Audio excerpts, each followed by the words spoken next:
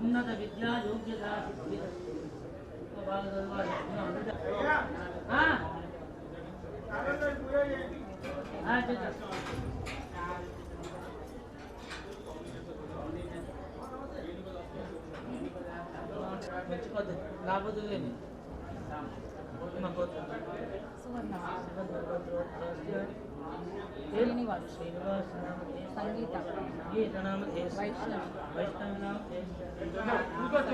ఒక్క నిమిషం బాబాయ్.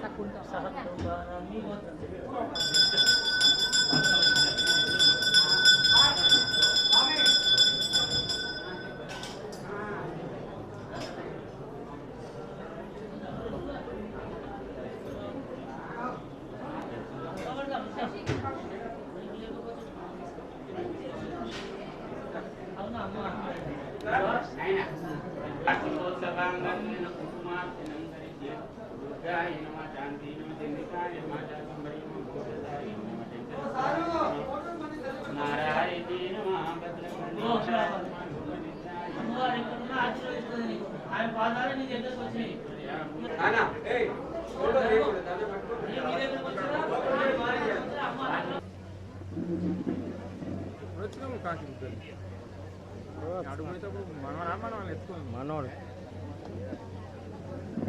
గారిని ప్రార్థిస్తున్నాం.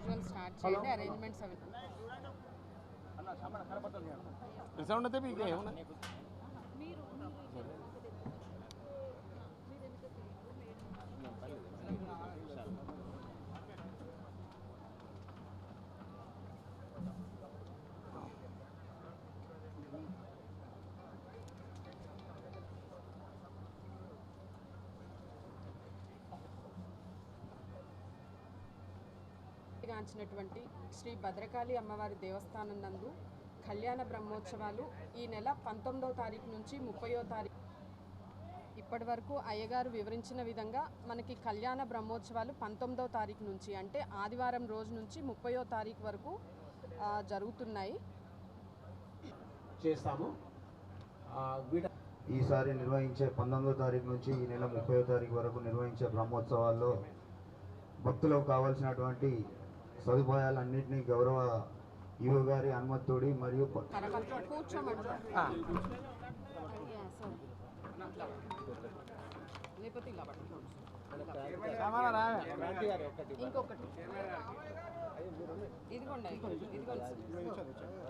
రాముగా అక్కడ వెనక రారా నాగరాజు వాడు ఎవడో సంభావనిస్తాడు ఉరికండి.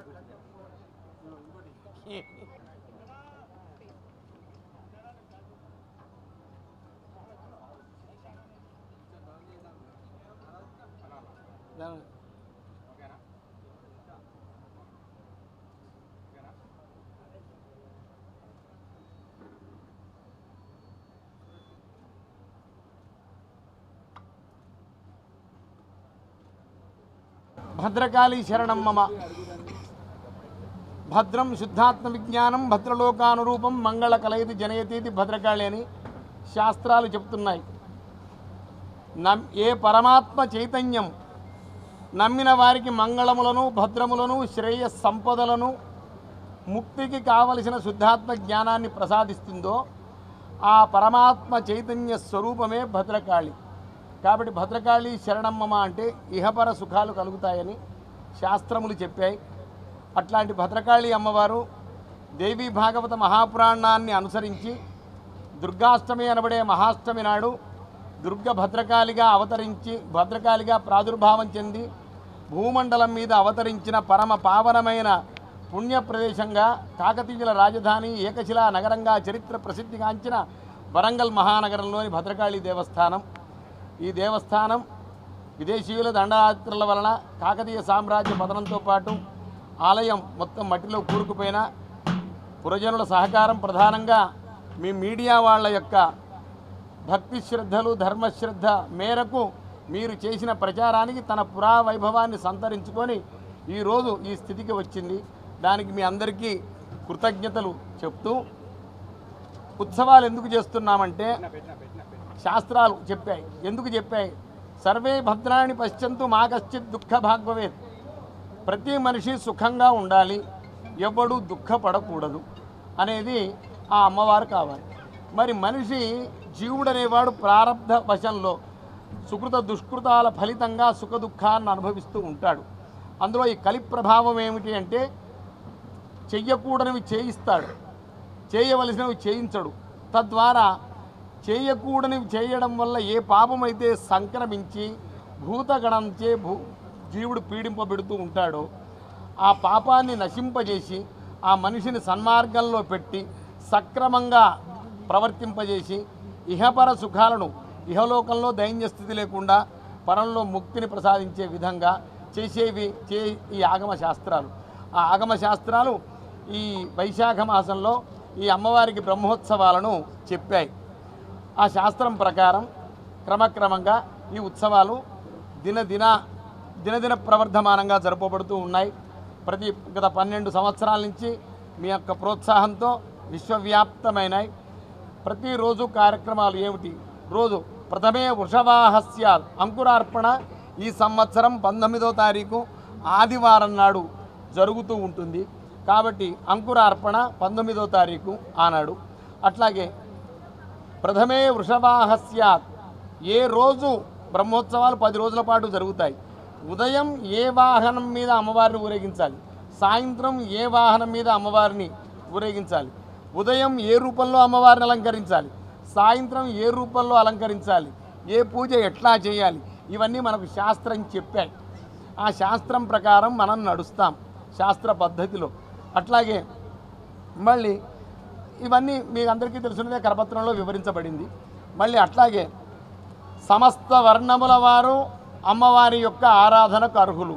కాబట్టి సమస్త వర్ణముల వారు ఈ గుడి నాది, ఈ గుడి నాది అన్న మనస్తత్వంతో ఈ గుడిలో ఆరాధనలో పాల్గొనాలి అని సకల వర్ణముల వారికి ఉదయం సాయంత్రం 2 పూటల ఈ అమ్మవారి యొక్క ఉత్సవంలో వాళ్ళు ఆ వర్ణం ఆ కులస్తులు పాల్గొని సమస్త కులాలను వాళ్ళు పిలిచి భోజనం పెట్టేట్టుగా భిన్నత్వంలో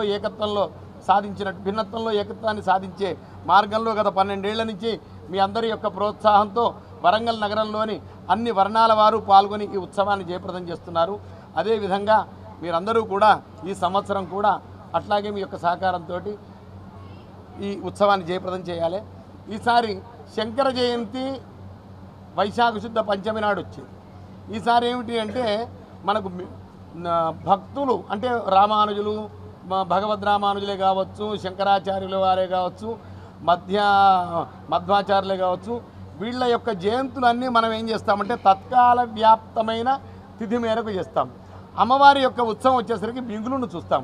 కాబట్టి మంగళవారం మన వైశాఖ శుద్ధ పంచమి ఉన్న బుధవారం మిగులు ఉన్న సూర్యోదయం తర్వాత కూడా ఉన్నది. కాబట్టి బుధవారం నాడు ఈసారి కళ్యాణం చేయడం జరుగుతుంది.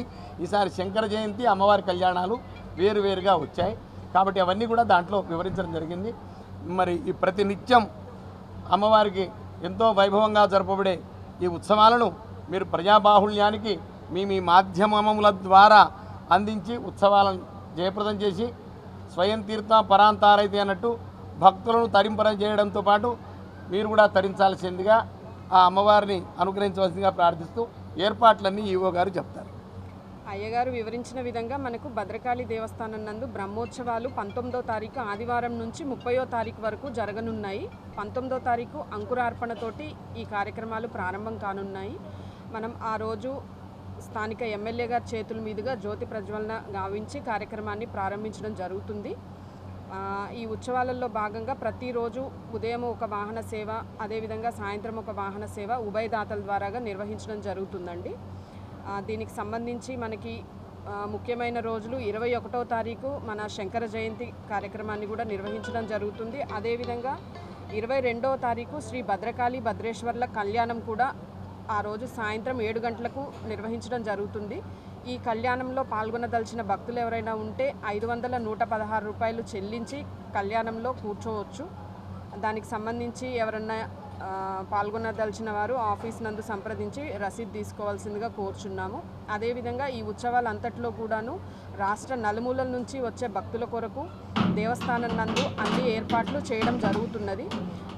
ఎండాకాలం ప్రత్యేకంగా ఎండాకాలాన్ని దృష్టిలో ఉంచుకొని మనము ప్రాంగణం అంతా కూడాను చలువ పందిళ్ళు వేయించడం జరిగింది. అదేవిధంగా తాగునీటి సదుపాయాన్ని, అదేవిధంగా మనం దాతల ద్వారాగా జర్మన్ టెంట్స్ కూడా వేయించడం జరుగుతుంది. అదేవిధంగా ప్రత్యేకమైనటువంటి క్యూ లైన్స్ అన్నీ కూడాను భక్తులకు ఇబ్బందులు తలెత్తకుండా ఏర్పాటు చేస్తున్నాము. కాబట్టి భక్తులందరూ కూడాను ఈ కళ్యాణ బ్రహ్మోత్సవాల్లో అధిక సంఖ్యలో అమ్మవారిని దర్శనం చేసుకోవాల్సిందిగా రిక్వెస్ట్ చేస్తున్నాము.